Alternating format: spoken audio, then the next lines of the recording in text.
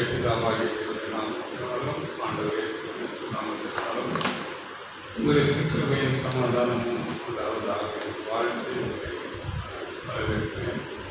இந்த நாளிலே நாம் ஒரு பாடத்தை பார்க்கலாம். அது தலைப்பாக 7 ஸ்திரீகள் ஒரு புருஷனை பிடித்துக் கொண்டு என்ற ஒரு தலைப்பு. 7 ஸ்திரீகள் ஒரு புருஷனை பிடித்துக் கொண்டு.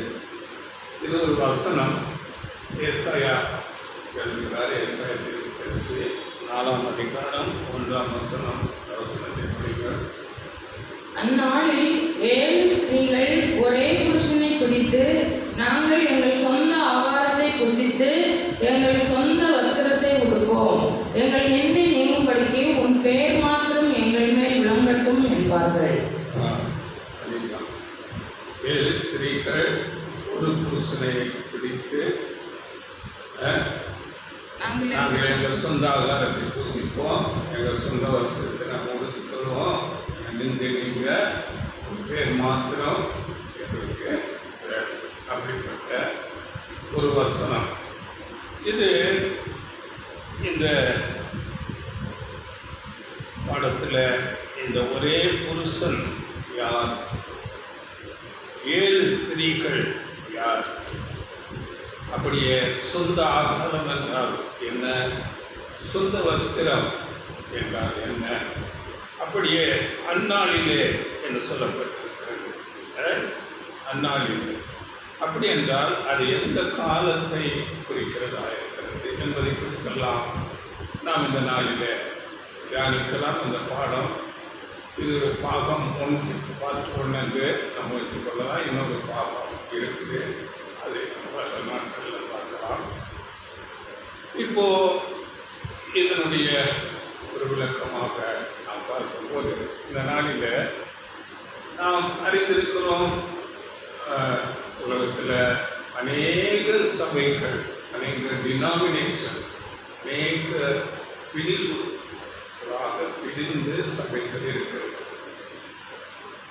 ஒவ்வொரு சபை வகுப்பாரும் தங்களை குறித்து மேன்மையாக நினைத்துக் கொள்வார்கள்.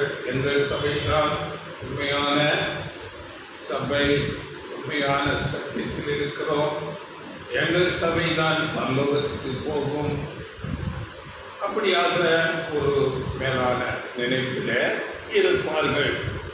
அப்படி என்றால் இப்படி நாம் நினைத்துக் கொண்டிருக்கும் போது ஒவ்வொரு சபைகளும் ஒவ்வொரு விதமான கருத்து ஆலோசனைகள், அந்த கோட்பாடுகள், அந்த ஒவ்வொரு டினாமினேஷனுக்கும் ஒவ்வொரு விதமான கோட்பாடுகள் இருக்கும். ஒருவர் சொல்லுவதை இன்னொருவர் ஏற்றுக்கொள்வதில்லை. அப்படி இருக்கும்போது எந்த சபை உண்மையான சபை என்பதை குறித்து இந்த நாளில் நாம் பார்க்க போகிறோம். அதாவது எது உண்மையான சத்தியம், அந்த சபை எந்த சபை,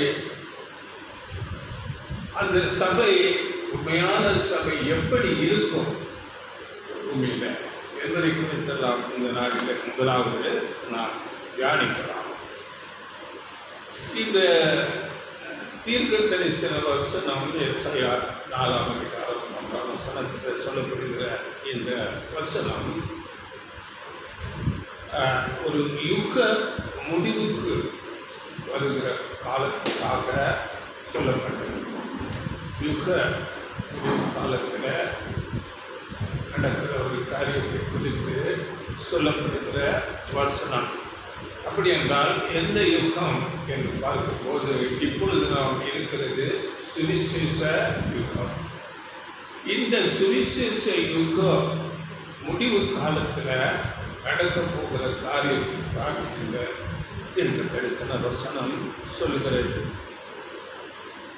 அதாவது நமக்கு முன்பதாக, இந்த சுவிசேஷ யுகம் தோன்றுவதற்கு முன்பதாக ஒரு யூத யுகம் என்று சொல்லக்கூடிய யூதர்களுடைய ஒரு காலம் அது முடிவுக்கு வந்தது.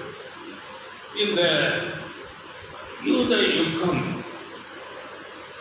நமக்கு முன்பதாக துவங்கி அது முடிவுற்றது. இந்த யூத யுகம் நம்முடைய சுவிசேஷ யுகம் அதற்கு ஒரு முன்னடையாளமாக இருக்கிறது. அங்கே என்ன நடந்ததோ, அது யூத யுகத்தில் என்ன நடந்ததோ அப்படியே பேரலாக இந்த சுவிசேஷ யுகத்திலும் நடக்கிறதாக இருக்கும். அதனால இந்த தீர்க்க தரிசனங்கள் எல்லாமே அந்த மாம்சீக இஸ்ரவேலருக்கு, அந்த யூத யுகத்தில் வாழ்ந்த மாம்சீக இஸ்ரவேலருக்கு சொல்லப்படுகிற ஒரு காரியம். அது நமக்கு சுவிசேஷ யுகத்தில் இருக்கிற கிறிஸ்தவர்களாகிய நமக்கு அது ஒரு பாடமாக வைக்கப்பட்டிருக்கிறது. இது நம்ம ஒரு வசனம் படிக்கும் போது, அதாவது அப்போஸ்தலர் பவுல் சொல்லுகிறார், 1 கொரிந்தியர் 10ஆம் அதிகாரம் 11ஆம் வசனத்தில், அவர்களுக்கு இவைகளெல்லாம் திருஷ்டாந்தங்களாக அவர்களுக்கு சம்பவித்தது உலகத்தின் முடிவு காலத்திலுள்ள நமக்கு எச்சரிப்புண்டாக்கும்படி எழுதப்பட்டும் இருக்கிறது. திருஷ்டாந்தமாக அவர்களுக்கு நடந்தது என்றால் அந்த மாம்சீக இஸ்ரவேலர்களாகிய யுகத்திலே அவர்களுக்கு நடந்தது. உலக முடிவு காலத்தில் உள்ள நமக்கு எச்சரிப்புண்டாகும்படி நடந்தது. திருஷ்டாந்தமாக, திருஷ்டாந்தம் என்றால் அது இன்னொரு மொழிபெயர்ப்பில் அறிவுரையாக அப்படி என்று இருக்கிறது. இன்னும் அதற்கு விளக்கமாக சொல்லும்போது அவர்கள் நமக்காக நடித்து காண்பித்தார்கள் என்று கூட சொல்லப்படுகிறது. அவர்களுக்கு நடந்ததெல்லாம் நமக்கு எச்சரிப்பாகவும் பாடமாகவும் இருக்கிறது. இதையே அப்போஸ்தலர் பேதுரு கூட சொல்லும்போது, தீர்க்க தரிசன வசனங்கள் எல்லாம் நமக்காக தேவனுடைய மக்கள் எழுதி வைத்திருக்கிறார்கள் என்று 2 பேதுரு 1ஆம் அதிகாரம் 21ஆம் வசனத்தில் அங்கே பேதுரு மூலம் நமக்கு சொல்லப்படுகிறது. 2 பேதுரு 1:21. தீர்க்க தரிசனமானது ஒரு காலத்திலும் மனுஷருடைய சித்தத்தினாலே உண்டாகவில்லை. தேவனுடைய பரிசுத்த மனுஷர்கள் பரிசுத்த ஆவியினாலே ஏவப்பட்டு பேசினார்கள்.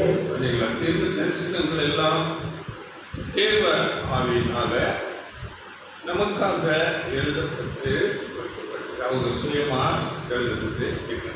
இப்போ இந்த ஏசாயா 4ஆம் அதிகாரம் 1ஆம் வசனத்தில் நம்ம பார்க்கும்போது இந்த வசனம் அங்கே யூதா தேசம் அழிக்கப்படும் போது இந்த தீர்க்க தரிசன வசனம் அங்கே ஏசாயா மூலம் சொல்லப்பட்டது. இது எப்படி என்றால் அங்கே ஏசாயா 3ஆம் அதிகாரம் 16-17 வசனங்களில் அங்கே இருக்கிற அந்த ஸ்திரீகள், அநேக ஸ்திரீகள் மிகுந்த ஆடம்பரமாக, மிகுந்த ஒரு பெருமையோடு அவர்கள் வாழ்ந்து கொண்டிருக்கிறார்கள். அவர்களை குறித்து சொல்லும்போது இப்படியாக சொல்கிறார். ஏசாயா 3ஆம் அதிகாரம் 16-17. பின்னும் கர்த்தர் சொல்கிறதாவது, சீயோன் குமாரத்திகள் அகந்தையாய் இருந்து கழுத்தை நெரித்து நடந்து கண்களால் மறுத்தை பார்த்து ஒய்யாரமாய் நடந்து தங்கள் கால்களில் சிலம்பொறிக்க தெரிகிறார்கள். ஆதலால் ஆண்டவர் சீயோன் குமாரத்திகளின் உச்சந்தலையை மொட்டையாக்குவார். அங்க பெருமையாக நடக்கிறாங்க. அதனால சொல்றாரு, உங்கள் உச்சந்தலையை மொட்டையாக்குவார் என்று சொல்லிட்டு, அது எப்படி மொட்டையாக்குவார் என்று சொல்லும் போது, அவங்க அந்த தேசம் அழிவுக்கு போகும்போது அந்த ஸ்திரீகளுடைய புருஷர்கள் யுத்தத்துக்கு போய் அங்கே அவர்கள் மறித்து போகிறார்கள். அங்கே புருஷர்கள் மறிக்கும் போது இவர்களுடைய எல்லா பெருமைகளும் அங்கே தலையை கொண்டு எடுப்பார்கள். அப்படியாக அவர்களுடைய பெருமை எல்லாம் அங்கே நீக்கப்படுகிறது. அதுதான் 25-26 வசனங்களில் நாம் படிக்கிறோம். உன் புருஷர் கர்க்கத்தினாலும் உன் பலசாலிகள் யுத்தத்திலும் விழுவார்கள். அவளுடைய வாசல்கள் துக்கித்து புலம்பும். அவள் வெறுமையாக்கப்பட்டு தரையிலே உட்கார்வாள் என்கிறார். அப்படிப்பட்ட ஒரு சூழ்நிலை வரும் என்று அந்த யூத தேசம் அழிவுக்கு போகும்போது தீர்க்க தரிசனமாக சொல்லப்பட்ட வசனம். இப்போ இந்த வசனம் அன்றைக்கு அவர்களுக்கு சொல்லப்பட்டதாக இருந்தாலும் இந்த நமக்கு சுவிசேஷ யுக காலத்தில் வாழ்கிற நமக்கு ஒரு எச்சரிப்பாக சொல்லப்படுகிறது. அதாவது இங்கே இந்த சுவிசேஷ யுக முடிவு காலத்தில் சபைகள் நிறைய பெருகி இருக்கிறது. ஆனால் அவைகள் பேர் கிறிஸ்தவ சபைகளாக இருக்கிறது. அவைகளை தேவன் புறக்கணிக்கிறார். இந்த பேர் கிறிஸ்தவ சபைகளை தேவன் புறக்கணிக்கிறார். ஏனென்றால் இன்றைக்கு மெஜாரிட்டி அநேகமாக இருக்கிற எல்லா சபைகளிலே பொய்யான போதனைகள். அந்த சபை சத்தியத்துக்கு கீழ்ப்படிவதே இல்லை. அதனால தேவன் அவைகளை புறக்கணிக்கிறார். இது என்னென்ன பொய் போதனை என்று நம்ம பார்க்கலாம். இன்றைய சபை தலைவர்கள், சபையின் பெரிய மூப்பர்கள் என்று சொல்லக்கூடிய பெரிய தலைவர்களாக இருக்கிறவர்கள் உலகத்தோடு அதிக தொடர்பு உடையவர்களாகவும் உலக அரசியல் தலைவர்களோடு அதிகமாக சேர்ந்து கொண்டு அவர்கள் தவறான போதனைகளை செய்து கொண்டு தங்களை மேன்மைப்படுத்தி கொண்டு அவர்கள் இருக்கிறார்.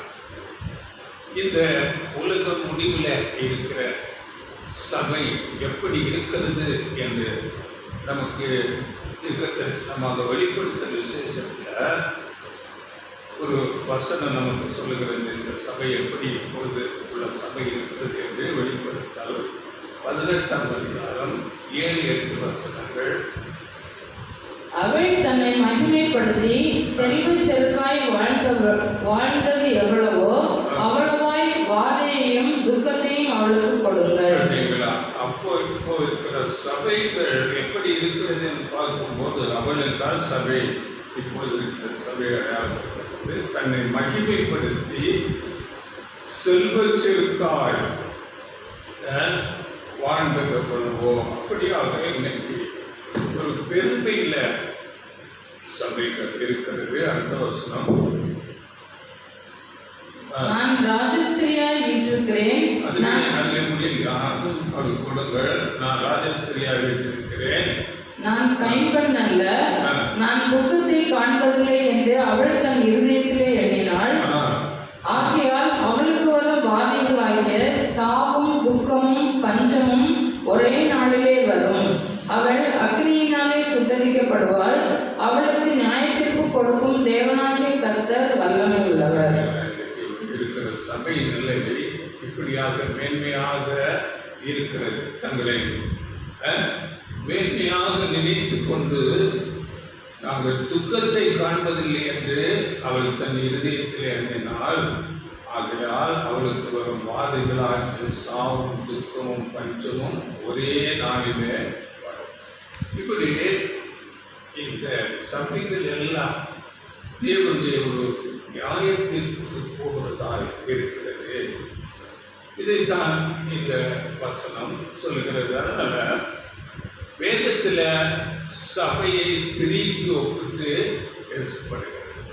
அதாவது நல்ல சபையை ஸ்திரீ, நல்ல ஸ்திரீயும் கெட்டுப்போன சபையை பொய் போதனைகளால் உள்ள சபையை வேசி ஸ்திரீ என்று கூட வசனம் சொல்லுகிறது. வேதத்தில் வெளிப்படுத்தல் 12ஆம் அதிகாரம் 1ஆம் வசனத்தில் அங்கே ஒரு ஸ்திரீ நாம் பார்க்கிறோம். இது சபையை, உண்மையான சபையை குறித்து அங்கு பேசப்படுகிறது.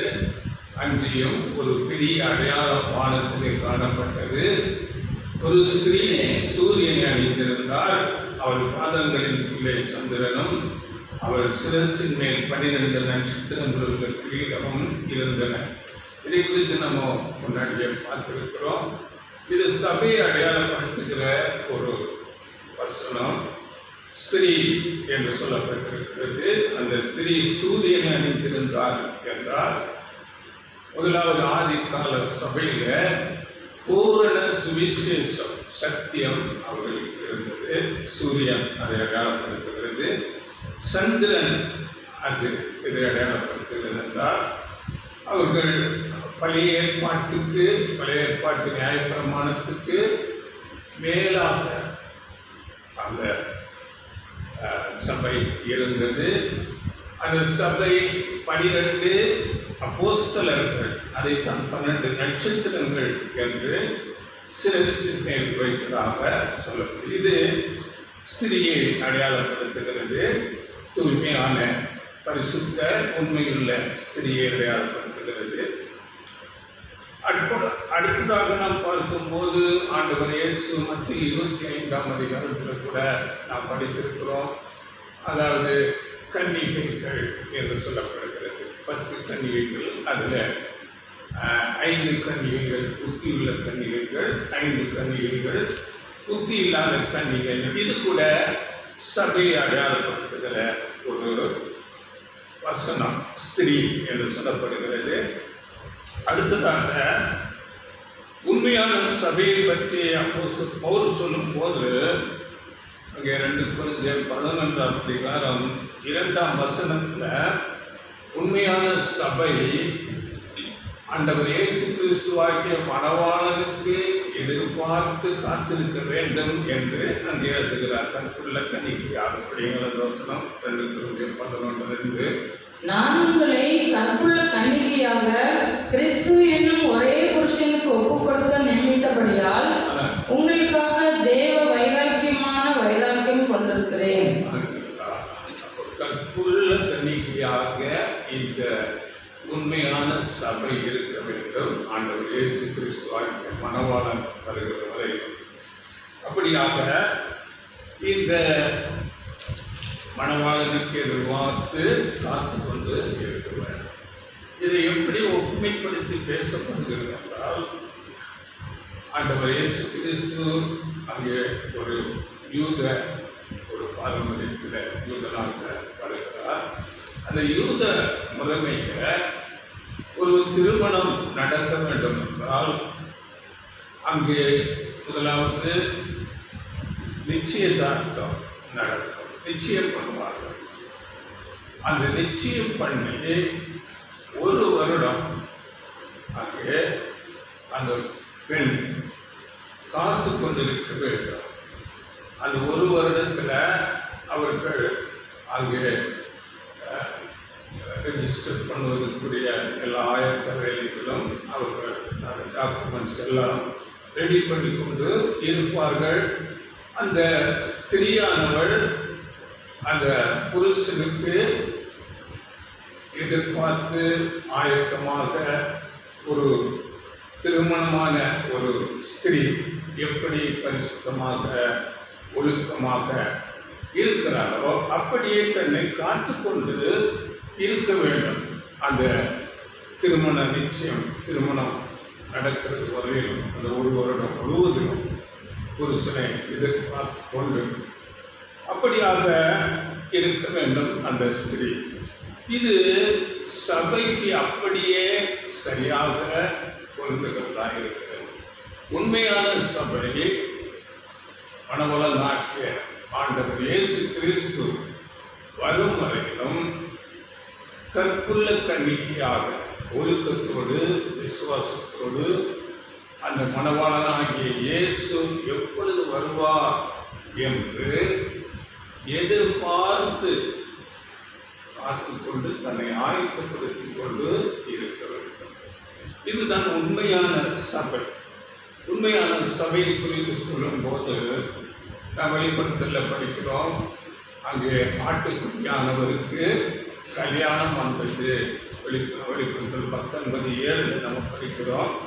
நாம் சந்தோஷப்பட்டு கலியுக கடவோம், ஆட்டுக்குட்டியானவர் கல்யாணம் வந்தது, மணவாட்டி தன்னை ஆயத்தம் பண்ணி கொண்டான். இப்படி அந்த மணவாளன் வரும்போது தான் அங்கே திருமணம்.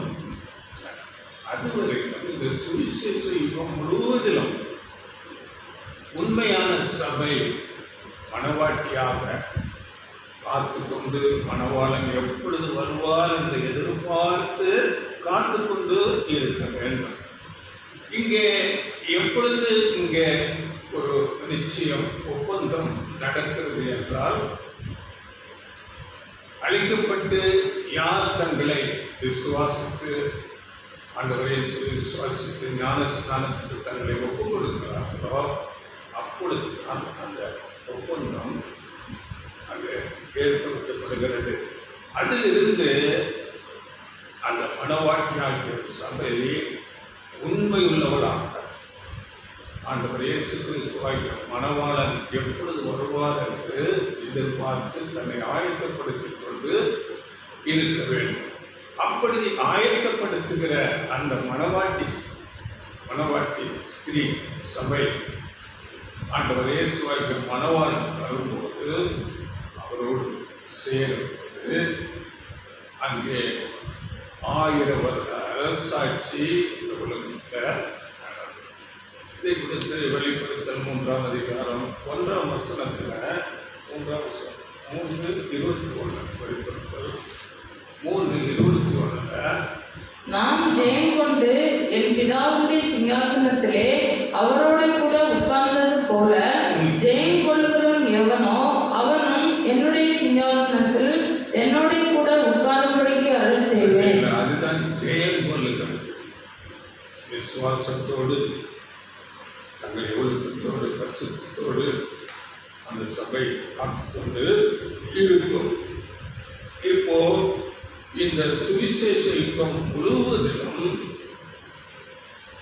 அந்த சபை காத்துக்கொண்டே இருக்கும். இதுதான் உண்மையுள்ள சபை. இப்போ உண்மையுள்ள சபை தேவனுக்காக அவர் கொடுத்த சத்தியத்துக்காக முழுவதுமாக தங்களை அர்ப்பணித்திருப்பார்கள், ஒப்புக் கொடுத்திருப்பார்கள். முழுவதுமாக அவர் கொடுத்த அந்த போதனைகளை ஏற்றுக்கொண்டு அப்படியே நடப்பார்கள். உண்மையான சபை அப்படித்தான். அதாவது இன்றைக்கு நாம் பார்க்கும்போது பொதுவாக எல்லா சபைகளிலையும் நமக்கு என்ன கிடைக்கும், என்ன ஆசீர்வாதத்தை நாம் பெற்றுக்கொள்ளலாம் என்ற ஒரு சிந்தனைகள் தான் இருப்பார்கள். எல்லாரும் போதகர்கள் அப்படித்தான் போதிப்பார்கள். ஆனால் உண்மையான சபை கொடுக்கிறதாக தேவனுக்காக நாம் என்ன செய்யலாம், அதாவது ஒரு பலியின் ஜீவியம்.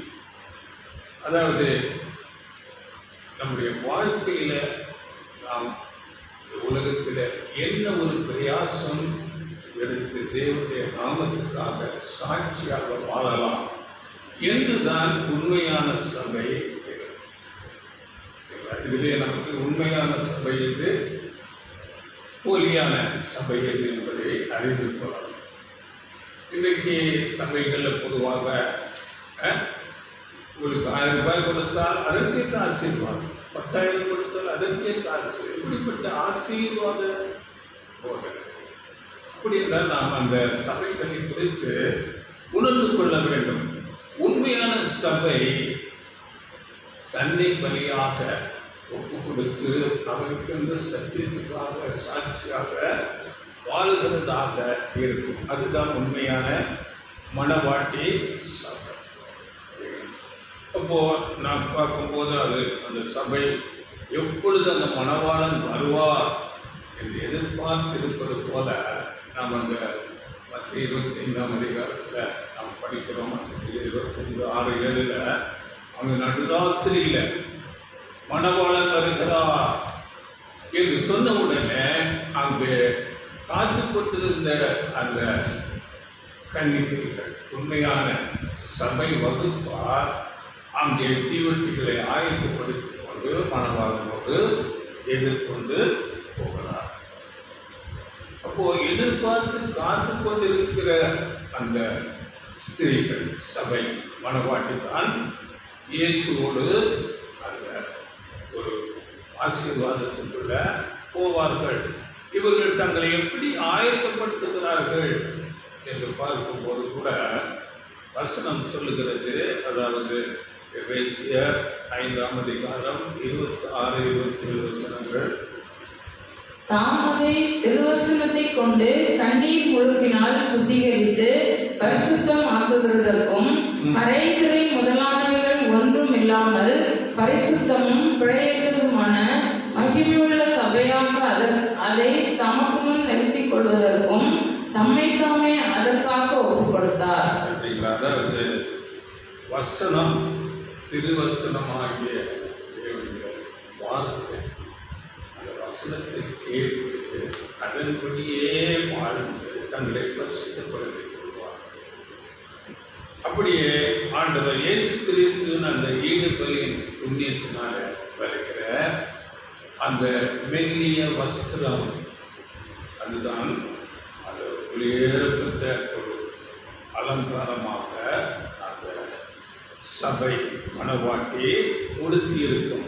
அதுதான் சுத்தமான பிரகாசமுள்ள மெல்லிய வஸ்திரம் என்று சொல்லப்படும். ஆண்டவர் இயேசு கிறிஸ்துவின் அந்த நீதியாகிய ஈடுபலி மூலமாக வருகிற அந்த மெல்லிய வஸ்திரம் உடுத்தி இருக்கும்.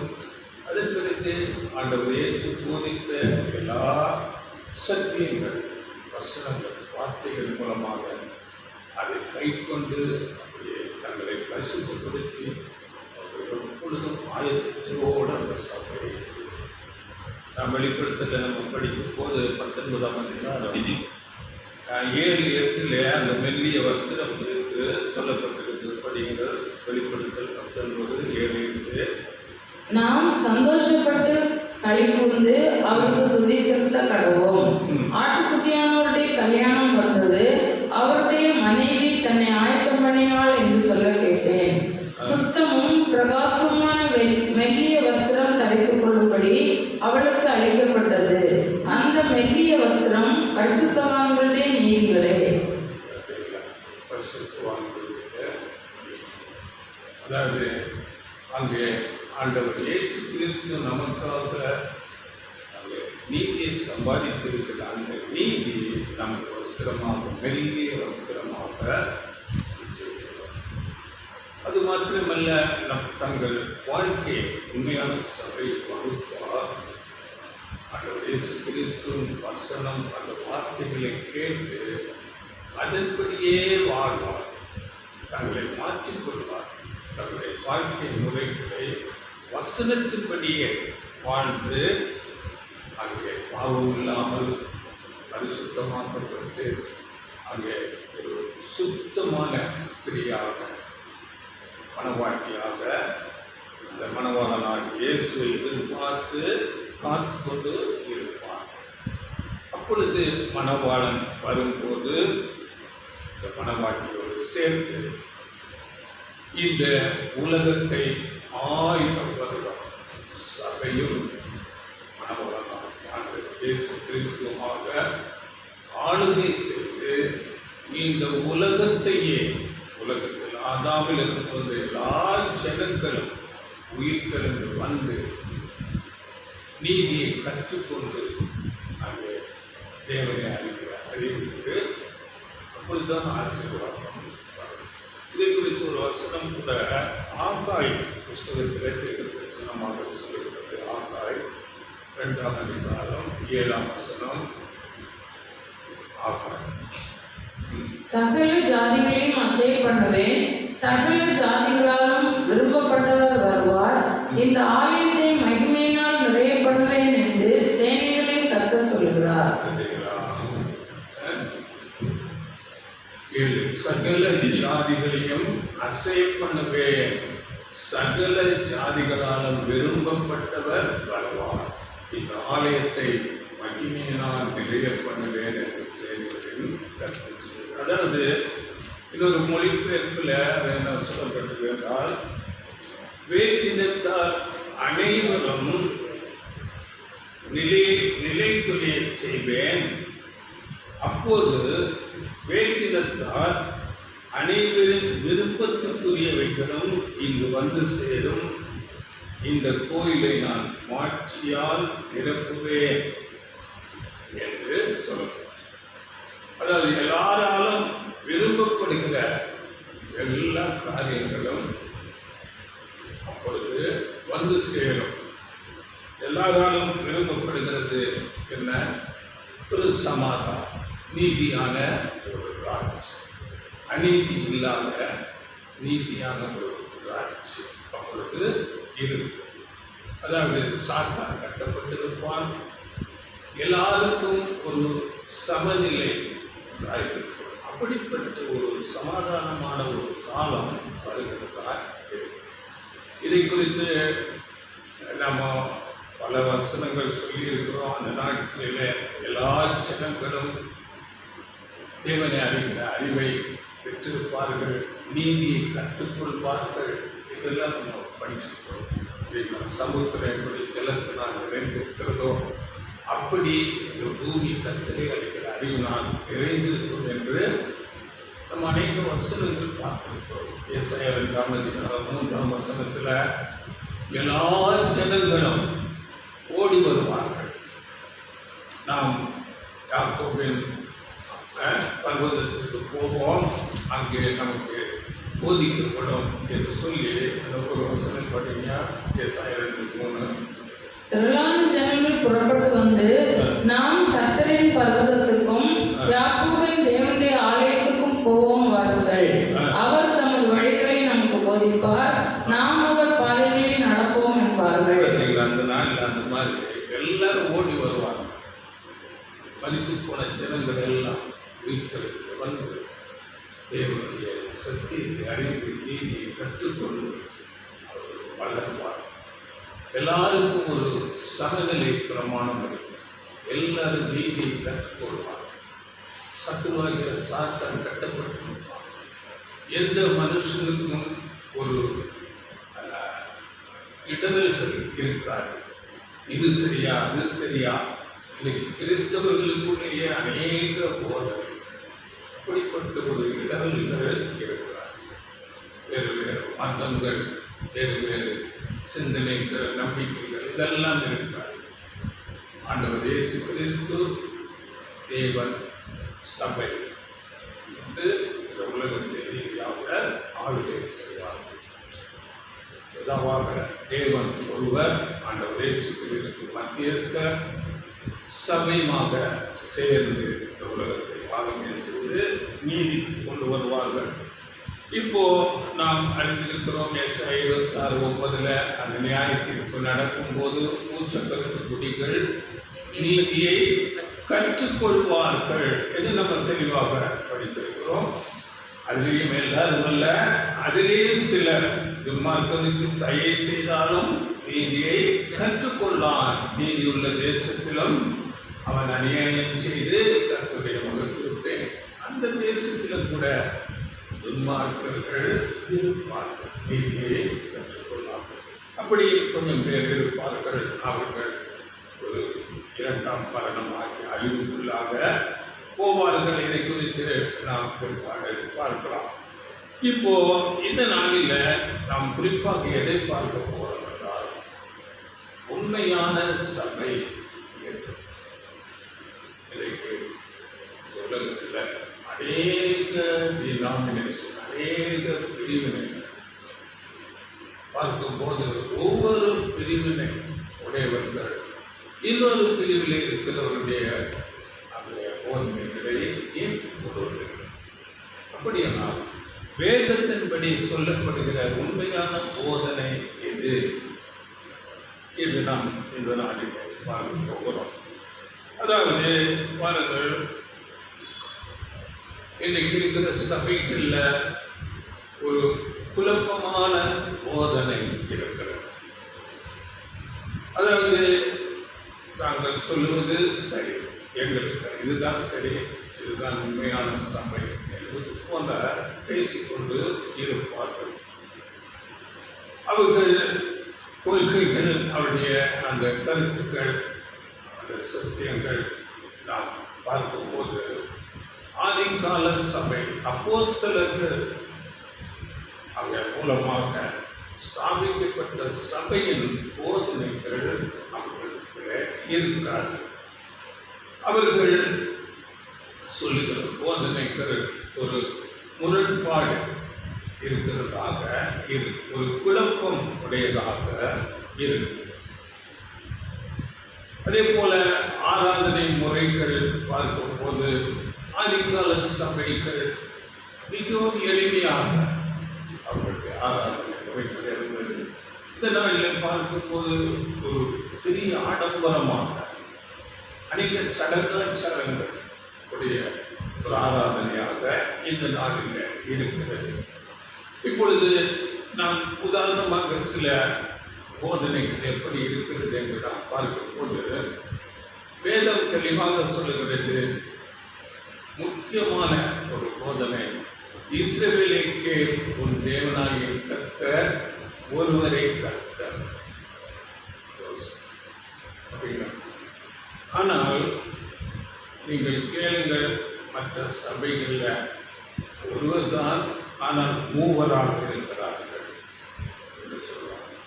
என்ன, இது எங்கள் தேவன், 3 பேர் ஒருவர். வேதத்தில் அப்படிப்பட்ட போதனையை படிக்கலாம். உபாகமம் 6ஆம் அதிகாரம் 4-5 வசனங்கள்.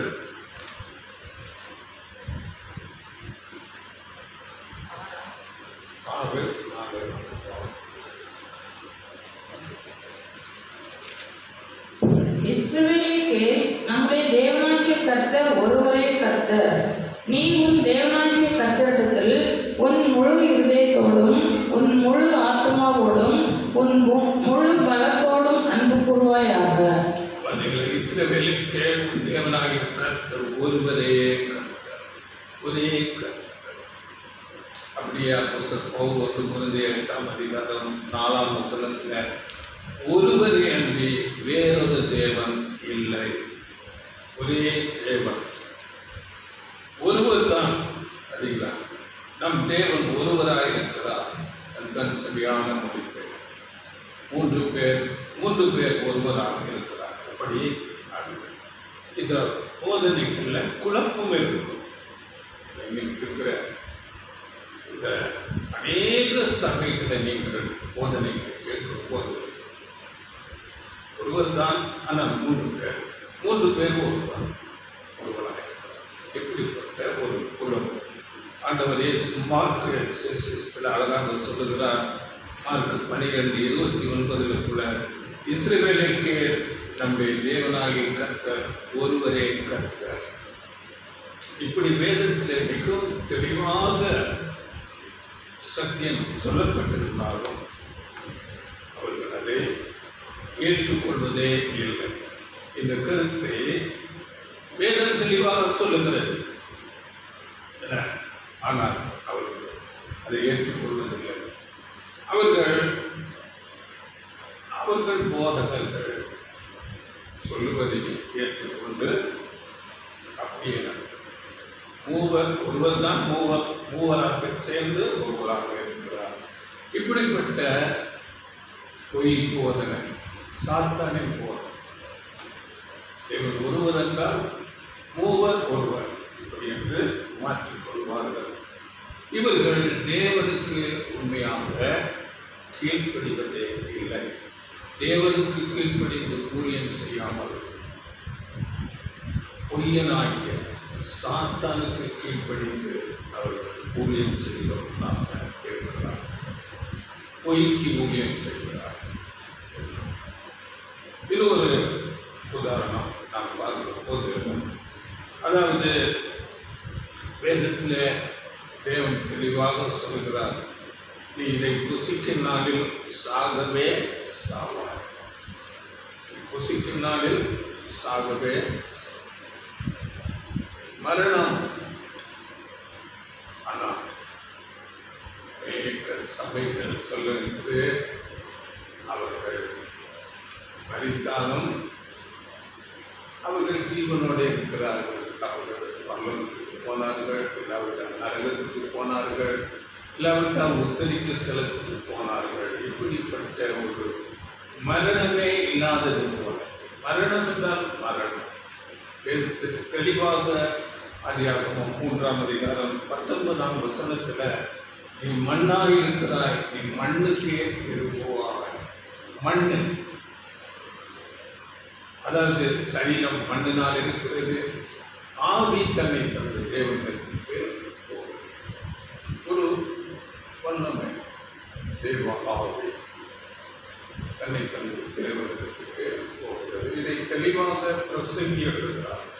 பிரசங்கி 9ஆம் அதிகாரம் 5-6 வசனங்களில், அங்கே மரித்தோர் ஒன்றும் அறியார், அவர்கள் சிநேகம், அவர்கள் அக்கை, அவர்களுடைய எல்லா பொறாமை, எல்லா பேர் பெருமை, எல்லாம் ஒன்றுமே இல்லை, எல்லாம் அழிந்து போச்சு என்று தெளிவாக சொல்லப்பட்டிருக்கிறது. ஆனால் இந்த பொய்யர் என்ன சொல்வார்கள்? அவர்கள் மோட்சத்தில் இருக்கிறார்களோ, நரகத்தில் இருக்கிறார்களோ, இல்லை உத்திரிக்க ஸ்தலத்தில் இருக்கிறார்கள், மரித்தாலும் அழிக்கிறார்கள். இந்த மரணம் இல்லாவிட்டால் எப்படி உயிர்த்தெழுதல்? ஆதாமுக்குள் எல்லாரும் மரிக்கிறார்கள், கிறிஸ்துவுக்குள் எல்லாரும் உயிர் பெறுவார்கள். மரித்தால் தான் கிறிஸ்துவுக்குள் உயிர் பெற முடியும். அதற்கு தான் தம்முடைய குமாரனை அனுப்பினார். குமாரன் மூலமாக எல்லாரையும் உயிர்த்தெழச் செய்வார். அதுதான் தேவனுடைய ராஜ்யம். தேவனுடைய ராஜ்யத்தில் நடக்கும். இப்படி வேதத்துக்கு புறம்பாக இன்றைக்கு போதிக்கிறவர்கள் எப்படி உண்மையான சபையாக இருக்க முடியும்? இன்னைக்கு இருக்கிற மெஜாரிட்டி சபைகள் இப்படி பொய் போதனைகளிலே இருக்கிறார்கள். அவர்கள் போதனைகள் எல்லாமே வேதத்துக்கு புறம்பாக இருக்கும். இது ஒரு போதனை இருக்கிறது, நரக போதனை, நித்திய நரகம். அங்கே தேவன் எல்லாம் அக்னியிலே அழித்துக் கொண்டே இருப்பார், வெந்து கொண்டே ஆனால் சாக மாட்டார். நித்திய நித்திய நித்திய நித்திய தேவன் எப்படிப்பட்ட ஒரு பயங்கரமான தேவனாக காண்பிக்கிறார். தேவன் அன்பாகவே இருக்கிறார் என்றால் இதனுடைய உண்மையான ஒரு பொருளை உணர்ந்து கொள்வதே. ஒரு மனுஷனுடைய லைஃப் டைம் 70, 80, 100, 105, 110, 120 கூட இருக்கின்றவன் அவனை நித்திய காலமாக அவனை அக்னியில போட்டால் அது நீதி ஆகுமா? இதனுடைய பொருள் அநேக விதத்திலே இருக்கிறது. 2ஆம் மரணம் என்று இருக்கிறது. அப்படி என்றால் அதற்கு இப்படி எடுத்துக் கொள்வது 2ஆம் மரணம். 2ஆம் மரணமாகி அக்னி கடலிலே தள்ளப்பட்டார்கள். இவையெல்லாம் உணர்ந்து கொள்ள வேண்டும். சத்தியத்தை அறியாமல் அநேக விதமான தவறான போதனைகள். ஆத்மா சாகாது, பாவம் செய்கிற ஆத்மா சாகும் என்று வேதம் தெரிவார்கள். தன் ஆத்மாவை அழிவுக்கு சாகாமல் இருக்க ஒருவராலும் கூடாது. பாவம் செய்கிற ஆத்மா சாகும் என்று தெளிவாக இப்படி அநேக குழப்பமான போதனைகள் இன்றைக்கு சபைகளில் பேசப்பட்டுக் கொண்டு சாத்தானின் ஊழியக்காரர்களாக இருக்கிறார். இதை வேதம் தெளிவாக சொல்கிறது. அது யாருக்கு அவர்கள் ஊழியம் செய்கிறார்கள் என்று பவுல் எழுதும் போது பாருங்கள், 2 கொரிந்தியர் 11ஆம் அதிகாரம் 13-15 நாம் படிக்கும் போது அவர்கள் கள்ள அப்போஸ்தலர்கள், கபடம் உள்ள வேலையாட்கள் என்று சொல்லப்படும். அப்படிப்பட்டவர்கள் கள்ள அப்போஸ்தலர்கள், கபடமுள்ள வேலையாட்கள், கிறிஸ்துவனுடைய அப்போஸ்தலரின் வேஷத்தை தரித்து கொண்டவர்களாய் இருக்கிறார்கள். அது ஆச்சரியம் அல்ல. சாத்தானும் ஒளியின் தூதனுடைய வேஷத்தை தரித்து கொள்வானே. ஆகையால் அவருடைய ஊழியக்காரரும் நீதியின் ஊழியக்காரருடைய வேஷத்தை தரித்து கொண்டால் அது ஆச்சரியம் அல்லவே. அவர்கள் முடிவு அவர்கள் கிரியைகளுக்கு தக்கதாய் இருக்கும். அப்படிப்பட்டவர்களாக அநேகர் இருக்கிறார். வேஷம் கள்ள அப்போஸ்தலர் ஒளியின் வேஷத்தை தரித்துக் கொண்டு சத்தியத்துக்கு புறம்பாக சாத்தானுக்கு அவருடைய போதனைகள் சொல்லிக்கொண்டு இருக்கிறார்கள். நாம் உண்மையான சத்தியம் எது என்று உணர்ந்து கொள்ள வேண்டும், ரொம்ப பகுத்து அறிய வேண்டும். வேதத்தில் வெளிப்படுத்த 2ஆம் அதிகாரம் 2ஆம் வசனத்தில் சொல்லப்பட்டது நாம் சோதித்து அறிய வேண்டும். வெளிப்படுத்தல் 2ஆம் அதிகாரம் 2ஆம் வசனம், உன் கிரியைகளையும் உன் பிரயாசத்தையும் உன் பொறுமையையும் நீ பொல்லாதவர்களை சகிக்க கூடாமல் இருக்கிறதையும் அப்போஸ்தலர் அல்லாதவர்கள் தங்களை அப்போஸ்தலர் என்று சொல்லுகிறதை நீ சோதித்து அவர்களை பொய்யர் என்று கண்டறிந்ததையும், அவர்கள் அப்போஸ்தலர் அல்லாதவர்கள் தங்களை அப்போஸ்தலர் என்று சொல்லுகிறதை நீ சோதித்து அவர்களை பொய்யர் என்று, யார் பொய் போதனையில் இருக்கிறார்கள் என்று நாம் சோதித்து கண்டறிய வேண்டும். அதனால வேதம் மிக தெளிவாக சத்தியத்தை பேசுகிறது.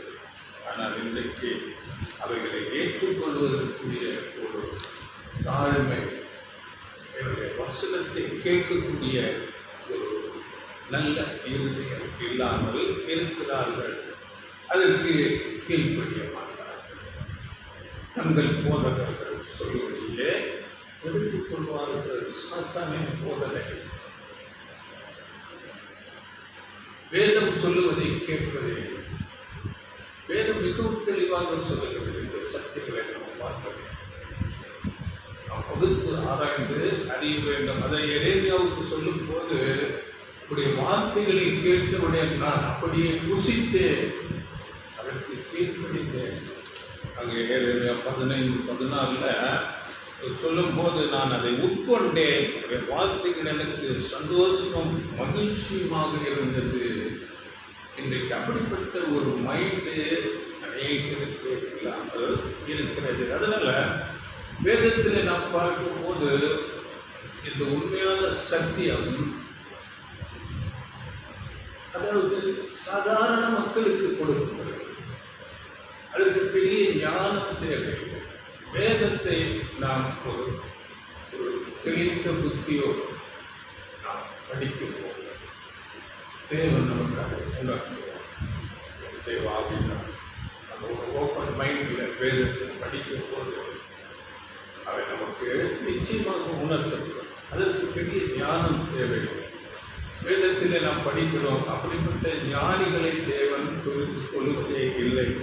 1 கொரிந்தியர் 1ஆம் அதிகாரம் 26-27 ஞானிகளை தேவன் தெரிந்து கொள்ளாமல் எப்படி எனில் சகோதரரே, நீங்கள் அழைக்கப்பட்ட அழைப்பை பாருங்கள். மாம்சத்தின்படி ஞானிகள் அநேகர் இல்லை, வல்லவர்கள் அநேகர் இல்லை, பிரபுக்கள் அநேகர் இல்லை.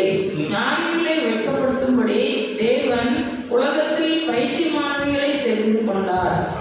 பலமுள்ளவைகளை வெட்கப்படுத்தும்படி தேவன் உலகத்தில் பலவீனமானவர்களை தெரிந்து கொண்டார். தேவனுடைய சத்தியத்தை அறிந்து கொள்ள பெரிய ஞானம் தேவை. பலவீனம் ஞானத்தில் குறைவுள்ளவர்கள் வேதத்தை நாம் உள்ளபடி அன்பு கூர்ந்து ஞானிக்கு படித்தால் தேவன் நமக்கு அதை சத்தியத்தை அதற்கு நமக்கு சொல்லும் போது ஆண்டவர் இயேசு கிறிஸ்து கூட அவர் தெரிந்து கொண்ட சீசர்கள் படிப்பு இல்லாத சாதாரண மக்கள், அவர்களுக்கு நல்ல உள்ளம் இருந்தது, சத்தியத்தை ஏற்றுக்கொள்ளக்கூடிய ஒரு மனப்பக்குவம் இருந்தது. சாதாரண மனிதர் மேம்படுத்திக் கொண்டிருக்கிறார். ஆண்டவர் சொல்லும் போது 11ஆம் அதிகாரம் 25ஆம் வசனத்தில் ஞானிகளுக்கும் கல்விமான்களுக்கும் மறைத்து, அந்த சமயத்தில் இயேசு சொன்னது, பிதாவே, வானத்துக்கும் பூமிக்கும் ஆண்டவரே, இவைகளை ஞானிகளுக்கும் கல்விமான்களுக்கும் மறைத்து பாலகருக்கு வெளிப்படுத்தினபடியால் உம்மை ஸ்தோத்திரிக்கிறேன்.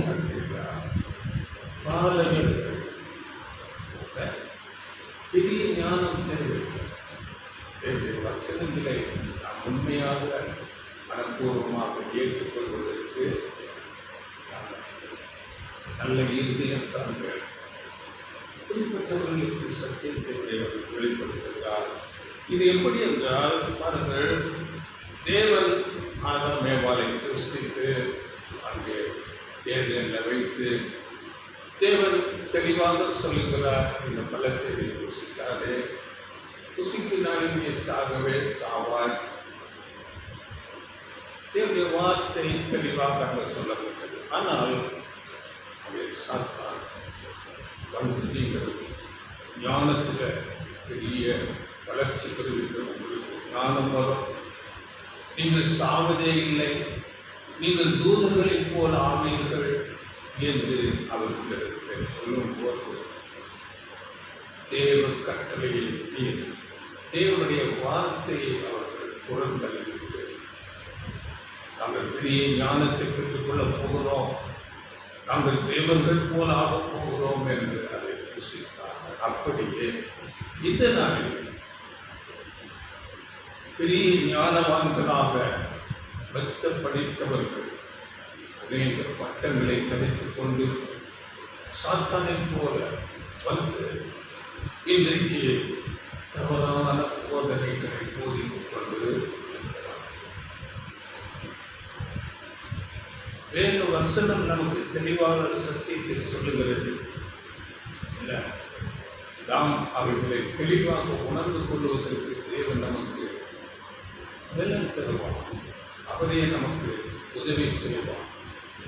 அதாவது வேதத்துக்கு புறம்பாக அப்படிப்பட்டவர்கள் சாத்தானை போல பெரிய ஞானவான்களை போல காட்டிக்கொண்டு அவர்கள் பேசி ஜனங்களை வஞ்சித்துக் கொண்டு இருக்கிறார்கள். அதனால வேதத்துக்கு புறம்பான போதனைகள் இன்றைக்கு எல்லா இடத்திலும் எல்லா டினாமினேஷன் இருக்கிறது. இன்னொன்று, உண்மையான சபை வகுப்பார் பெரிய ஒரு ஆசீர்வாதத்தில் இருக்கமாட்டார். அவர்களுடைய வாழ்க்கை வனாந்தரம் போன்ற வாழ்க்கை என்று வேதம் தெளிவாக சொல்கிறது. வனாந்தரமான வாழ்க்கை, உண்மையான கன்னிகை சபை ஆண்டவர் இயேசு கிறிஸ்து ஆகிய மணவாளன் வருகிற வரையிலும் இந்த பூமியில வனாந்தரம் போன்ற ஒரு நிலையில தான் இருக்கும். இதற்கு ஆதாரமாக வசனம் இருக்கிறது. வெளிப்படுத்தல் 12ஆம் அதிகாரம் 6ஆம் வசனம். ஸ்திரீயானவள் வனாந்தரத்துக்கு ஓடி போனாள். அங்கே 1260 நாடகமும் அவளை போஷிப்பதற்காக தேவனால் ஆயத்தமாக்கப்பட்ட இடம் அவளுக்கு உண்டாயிருந்தது. ஸ்திரீயானவள், இது உண்மையான சபையை குறித்து சொல்லப்படுகிறார் வசனம். ஸ்திரீயானவள் வனாந்தரத்திற்கு ஓடிப்பார். வனாந்தரம் உண்மையான சபை. இந்த சுவிசேஷ யுகம் முழுவதிலும் அவர்களுக்கு வனாந்தர பிரயாணம். அதற்கு தான் பழைய ஏற்பாட்டில் ஒரு நிழலாக வம்சிக இஸ்ரவேலர்கள் கானானுக்கு நேராக புறப்படும் போது வனாந்தர வழியாகத்தான் புறப்பட்டு போகிறார்கள். வனாந்தரம் வைக்கப்பட்டது. அதிலே 14ஆம் வசனத்தில் கூட ஸ்திரீயானவள் அந்த பாம்பின் சமூகத்திற்கு விலக்கி ஒரு காலமும் காலங்களும் அரைக்காலமாக போஷிக்கப்படத்தக்கதாய் வனாந்தரத்தில் உள்ள தன் இடத்திற்கு பறந்து போகும்படி பெருங்கலில் 2 சிறகுகள் அவளுக்கு கொடுக்கப்பட்டது. வனாந்தரத்தில் ஆனாலும் அங்கே அவர்களுக்கு போச்சனம் கிடைக்கும். அங்கே பாதுகாவல் உண்டு. பெருங்கலில் 2 சிறகுகள் என்று சொல்லும் போது இதெல்லாம் அடையாள பாஷையில் சொல்லப்பட்டிருக்கிறது. அங்கே பழைய ஏற்பாடு புதிய ஏற்பாடு ஆகிய வேதத்தில் உள்ள உண்மையான சத்தியங்கள் அவர்களுக்கு கொடுக்கப்படும். பாதுகாவல் தேவன் கொடுப்பார். அப்படியாக வனாந்தரம் போன்ற ஒரு வாழ்க்கையாகத்தான் உண்மையான சபை இருக்கும். இன்றைக்கு பெரிய பெரிய சபை, அவர்களுடைய போதனைகள் எல்லாம் ஆசீர்வாத போதனை. அவர்கள் ரொம்ப லக்ஸுரியஸான வாழ்க்கையை வாழ்ந்து கொண்டு தவறாக போதித்துக் கொண்டு ஜனங்களை மோசம் போட்டு கொண்டு கொண்டு இருக்கிறார்கள். அதாவது எகிப்தியர் அவர்கள் அந்த எகிப்திலிருந்து இஸ்ரேலுக்கு கானான் வழிநடத்தப்படும் போது வனாந்தரம் வழியாக தான் பிரயாணம் பண்ணவர்கள். அந்த வனாந்தரத்தில் வானத்திலிருந்து வருகிற அப்பம்தான் அவர்களுக்கு ஆகாரம். அவர்கள் மற்றபடி எகிப்திலே சாப்பிட்டது போல அங்கே பல விதமான சமையல் செய்து சாப்பிட முடியாத ஆகாரம் இல்லை, கொடுக்கப்படவில்லை. வானத்தில் தான் புசிக்க வேண்டும். ஆனால் அவர்கள் இச்சை நிறைந்தவர்களாய் அங்கே போகும்போது அவர்களுக்கு கொடுக்கப்பட்டது. ஆனால் அவர்களுக்கு தண்டனையும் வந்தது. அதனால இந்த சுவிசேஷ யுகம் முழுவதிலும் உண்மையான சபை வனாந்தரம் போன்ற வாழ்க்கையினால் வாழ லக்ஸூரியஸான வாழ்க்கையை கொடுக்கப்பட்டது. உலகம் உங்களை பகைக்கும். உலகம் என்னை பகைத்ததுண்டானால் உங்களையும் பகைக்கும். உண்மையான சபையை பகைக்கும். யோவான்ல 15ஆம் அதிகாரம் 19ஆம் வசனம். சரிங்களா? புரியுதா? சரி. அதாவது உண்மையான சபை அப்படியாக அநேக உபத்திரங்கள் வழியாகத்தான், அதாவது நமக்கு மோசே தான் நல்ல ஒரு எடுத்துக்காட்டாக இருக்கிறார். மோசே அங்கே பார்வோனின் மகனை போல அங்கே பெரிய ஒரு ஐஸ்வர்யமாக எந்த ஒரு விபத்தும் இல்லாமல் வாழ்ந்திருக்கலாம். ஆனால் அதை வெறுத்து அனாந்தரத்தில் தேவனுடைய மக்களோடு இதை குறித்து அழகான வசனம் நமக்கு சொல்லப்படுகிறது. எபிரேயர் 11ஆம் அதிகாரம் 24-26 வசனங்கள். விசுவாசத்தினாலே மோசே தான் பெரியவன் ஆனபோது பார்வோனுடைய குமாரத்தின் மகன் எனப்படுவதை வெறுத்து அநித்தியமான பாவ சந்தோஷங்களை அனுபவிப்பதை பார்க்கிலும் தேவனுடைய ஜனங்களோட துன்பத்தை அனுபவிப்பதையே தெரிந்து கொண்டு இனி வரும் பலன்கள் நோக்கமாய் இருந்து எகிப்தில் உள்ள பொக்கிஷங்களிலும் கிறிஸ்துவ நிமித்தம் வரும் நிந்தையை அதிக பாக்கியம் என்று எண்ணினார். உண்மையான சபை அப்படித்தான் உலகம் பெரிய ஆசீர்வாதம் பரம்பரம் படித்த வாழ்க்கை அவை வெறுத்து பார்வனை பெரிய ஆசீர்வாதம் அதை கொடுத்து தேவனோடு தேவ பிள்ளைகளோடு அங்கே குறைவையும் வெறுக்கத்தையும் அனுபவிக்க முடியாத மோசம் வந்திருக்கிறது. அப்படித்தான் உண்மையான சபை. இன்றைக்கு சபைகளில் பேசுகிற பேச்சுக்கள் உங்கள் கடன்களை எல்லாம் நீக்கி போடுவார், உங்கள் ஆசீர்வதிக்கப்படுவீர்கள், உங்கள் துக்கமெல்லாம் மாறும். அப்படியான போதனைகளை கேட்டால் இது ரொம்ப ஜாக்கிரதையாக இருக்க வேண்டும். இது பேர் கிறிஸ்தவ பொய் போதனையாளர்கள், கல்லா போஸ்தவர்கள் சொல்கிற ஒரு போதனை. உண்மையான சபை ஆண்டவர் இயேசு சொல்லிவிட்டார். ஒருவன் என்னை பின்பற்றி வர விரும்பினால் என்ன செய்யணும்? தன்னைத்தான் வெறுக்கணும், சிலுவை சுமக்கணும், அடிச்சுவர்களை. இந்த வார்த்தை தான். இது யாராவது பேசுறாங்களா? சுயத்தை வெறுத்து சிலுவை சுமந்து என்னுடைய அடிச்சுவடுகளை பின்பற்றி வாருங்கள் என்று ஆண்டவர் இயேசு சொன்னார். உங்கள் கடன்கள் எல்லாம் உங்களுக்கு ஆசீர்வதிக்கப்படுவீர்கள். எவ்வளவு கொடுக்குறீங்களோ அவ்வளவாக உங்களுக்கு ஆசீர்வாதம் போதனை. இப்படி போதிக்கிறவர்களை நீங்கள் அவர்களுக்கு மிகுந்த எச்சரிப்போடு ஜாக்கிரதையாக பொய் போதனையாக ஆண்டவர் இயேசு சொல்லும் போது அவர் ஊராக சுற்றி கொண்டு மலைகளிலும் அங்குமில் படுத்திக் கொண்டு இப்படியாக அப்போஸ்தலர்கள் ஆண்டவர் இயேசு தன்னை குறித்து சொல்ல நரிகளுக்கு புகையிலும் பறவைகளுக்கு கூடும் உண்டு, மனுஷகுமாரனுக்கோ இன்னைக்கு அப்படிப்பட்ட போதனையாக இருக்கிறார்களா தலைவர்கள்? எப்படிப்பட்ட இப்படிப்பட்ட ஆடம்பர வாழ்க்கை வாழ்ந்து கொண்டிருக்கிறார்கள். அதனால இதை குறித்து நாம் ஜாக்கிரதையாக இருக்க வேண்டும். அதாவது வேதத்தில் சொல்லும் போது உண்மையான சபை 2 தீமோத்தேயு 3ஆம் அதிகாரம் 12ஆம் வசனத்தில் அங்கே சொல்லும் போது அன்றியும் கிறிஸ்து இயேசுவுக்குள் தேவ பக்தியாய் நடக்க மனதாய் இருக்கிற யாவரும் துன்பப்படுவார்கள். யாவரும் துன்பப்படுவார்கள்.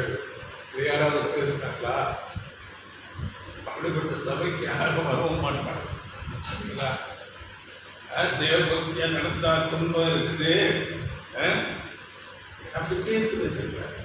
அதனால் அப்படிப்பட்ட சபைகளில் ஜனங்கள் வர மாட்டாங்க. ஆசீர்வாதம் இருக்குது. நாங்கள் போனால் நமக்கு பெரிய ஆசீர்வாதம் வரும், பிள்ளைகளுக்கு வேலை கிடைக்கும், திருமணம் ஆகும், ப்ரமோஷன் வரும்.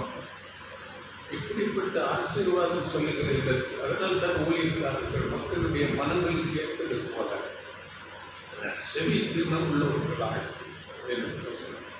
தங்கள் இச்சைகளுக்கு ஏற்ற போதகங்களை தெரிந்து கொள்கிறார்கள்.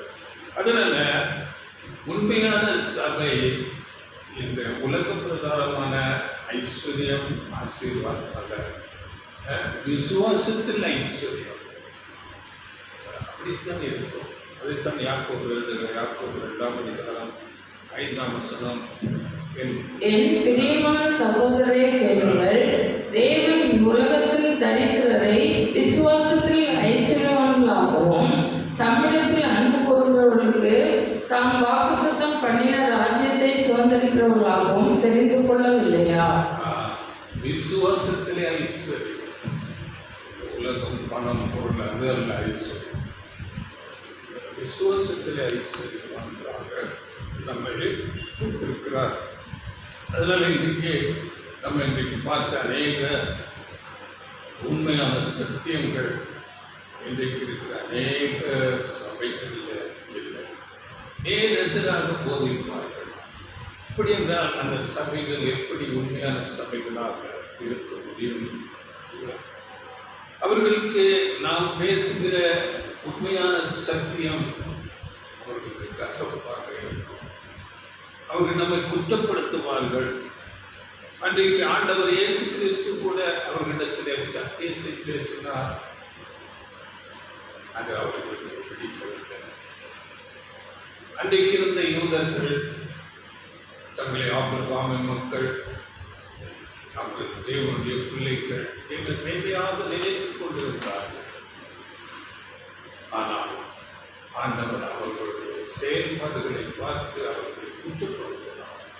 வேத பாரகர்கள், பரிசேயர்கள் எல்லாம் தங்களை பரிசுத்தவான்களைப் போல காட்டிக் கொண்டிருந்தார். அவர்களை தேவன் கடிந்து கொண்டார். அதனால் ஆண்டவர் இயேசுவுக்கு விரோதிகளாக மாறினார். அவரை கொலை செய்யும்படி தேடினார். அவரை கொலையும் செய்துவிட்டார். அவர்கள் எதிர்பார்த்து கொண்டிருந்த மேசியா வந்திருக்கிறார். அவரையே அவர்கள் சொல்லும் போது பெயர்செபூலின் தலைவன் சொன்னாங்களா? பெயர்செபூலின் தலைவன் என்று ஆண்டவர் இயேசுவை குற்றப்படுத்தினார். அப்படி என்றால் இன்றைக்கு நாம் உண்மையான சத்தியத்தை சொல்லும் போது நம்மை குற்றப்படுத்துவார்கள். இவர்கள் கள்ளப்போதகர்கள், அன்பு கிறிஸ்துக்கள், வேத பொருட்களை இவர்கள் செய்கிறார்கள் என்று நம்மையும் குற்றப்படுத்துவார். ஆதிகால சபைக்கு அப்படிப்பட்டதான அநேக உபத்திரவங்கள் வந்தது. ஆண்டவர் இயேசு அங்கே சொல்லும் போது யோவான் 16ஆம் அதிகாரத்தில் 2-3 வசனங்களில் சொல்லும் போது ஆதிகால சபைகளில் இவைகள் எல்லாம் நடந்தது. யோவான் 16:2-3. அவர்கள் உங்களை ஜப ஆலயங்களுக்கு புறம்பாக்குவார்கள். மேலும் உங்களை கொலை செய்கிறவன் தான் தேவனுக்கு தொண்டு செய்கிறவன் என்று நினைக்கும் காலம் வரும்.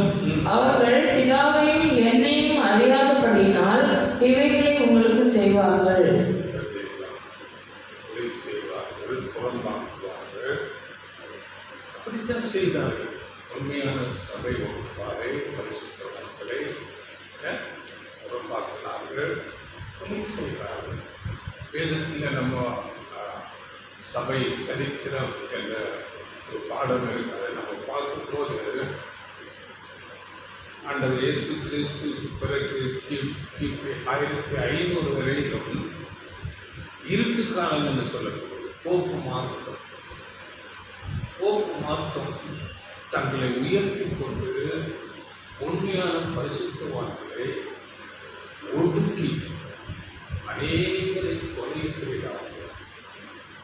இதை குறித்து நம்ம அண்டி கிறிஸ்து பாடல்கள் பயங்கரமான உபத்திரவத்துக்கு கொண்டு போனார்கள். இருட்டு காலம் என்று சொல்லப்பட்டது. அந்த நாட்களிலே வேதம் அங்கே மூடி வைக்கப்பட்டது. வேதம் மொழிபெயர்த்தால் மரண தண்டனை, அவர்கள் போதிப்பதுதான் போதனை.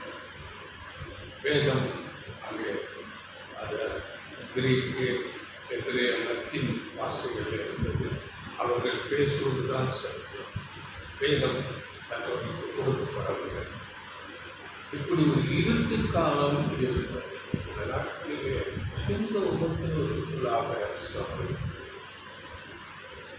அதனால இந்த நாட்களில சபைகள் இருக்கிறது, வேதம் இருக்கிறது. ஆனால் வேதத்தில் உள்ள சத்தியங்கள் பாதிக்கப்படுகிறது. பொய் போதனையாளர்களாக விரைந்து காணப்படுகிறார்கள். அன்றைக்கு எப்படி ஆண்டவர் இயேசுவையும் உண்மையான அப்போஸ்தலர்களையும் அவர்கள் வெறுத்து ஒதுக்கி கொலை செய்தார்களோ, அப்படியே இன்றைக்கு உண்மையான சத்தியத்தை பேசுகிறவர்களை ஒதுக்குகிறார்கள், புறம்பாக்குகிறார்கள், வேதம் புரட்டர்கள் என்று சொல்கிறார்.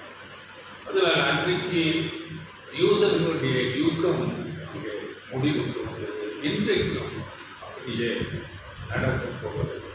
அதாவது உண்மையான சத்தியத்தை பேசுகிற சபை வகுப்பாரை மகிழ்கிறவர்களாக இருப்பார்கள்.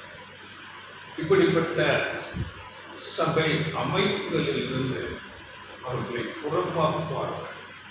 அவர்களுக்கு எந்த விதமான உதவியும் அவர்கள் கொடுக்க மாட்டார்கள். அதனால இந்த பொய் போதனையாளர்களை நாம் உணர்ந்து கொள்ள வேண்டும். இன்றைக்கு நம்ம இந்த தியானத்தில் உண்மையான சபை யார் என்பதை குறித்து சில சத்தியங்களை குறித்து நம்ம போதித்திருக்கிறோம். இந்த சத்தியங்களை இந்த தியானிகள், அதாவது உலகத்தில் இன்றைக்கு சபைகளில் போதிக்கப்படுகிற போதனைகளை நீங்கள் கேளுங்கள். அப்பொழுது உங்கள் வேதத்துக்கு எவ்வளவு புறம்பாக இருக்கிறது என்பதை அறிவிக்கிறது. அதனால் இந்த தீர்க்க தரிசன வசனத்தில் நம்ம வருகிற நாளில் அந்த ஒரே புருஷன் யாரு, அங்கே சொந்த ஆகாரம் என்றால் என்ன, இது குறித்தெல்லாம் இன்னும் அதிகமாக நாம் தியானிக்கலாம். அடுத்த பாவம் 2 பார்க்கலாம். இதை மீண்டும் கேளுங்கள்.